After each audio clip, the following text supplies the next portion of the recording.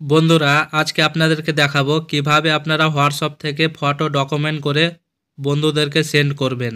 বন্ধুরা আপনারা যখন ফটো বন্ধুদেরকে সেন্ড করেন তখন ফটোর কোয়ালিটিটা খারাপ হয়ে যায়। তো ডকুমেন্ট করে ফটো পাঠালে ফটোর কোয়ালিটিটা অরিজিনাল ফটোর মতোই থাকে। তো বন্ধুরা ভিডিও স্কিপ না করে সম্পূর্ণ ভিডিও দেখবেন, তাহলে খুব সহজে আপনারাও হোয়াটসঅ্যাপ থেকে যে কোনো ফটো ডকুমেন্ট করে বন্ধুদেরকে সেন্ড করতে পারবেন। তাহলে বন্ধুরা ফটো ডকুমেন্ট করার জন্য সর্বপ্রথম তোমাদেরকে চলে যেতে হবে হোয়াটসঅ্যাপে যাওয়ার পর তো দেখতে পাচ্ছেন বন্ধুরা এখানে এরকম ইন্টারফেস চলে এসেছে। তো যে ফ্রেন্ডদেরকে আপনারা ডকুমেন্ট করে ফটো পাঠাতে চান সে ফ্রেন্ডদের প্রোফাইলটা ওপেন করবেন।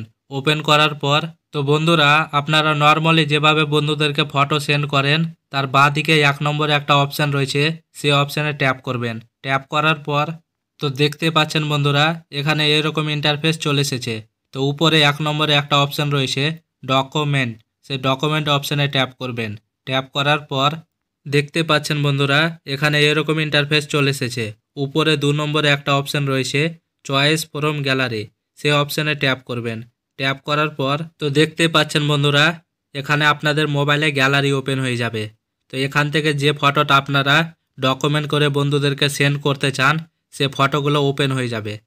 তো দেখতে পাচ্ছেন আমি এখানে 4-5টা ফটো সিলেক্ট করে নিলাম। সিলেক্ট করার পর তো দেখতে পাচ্ছেন বন্ধুরা নিচের দিকে একটা রাইট চিহ্ন অপশান রয়েছে, সেই রাইট চিহ্ন অপশানে ট্যাপ করবেন। ট্যাপ করার পর আবার একটা অপশান রয়েছে বন্ধুরা সেন্ড, সেই সেন্ড অপশানে ট্যাপ করবেন।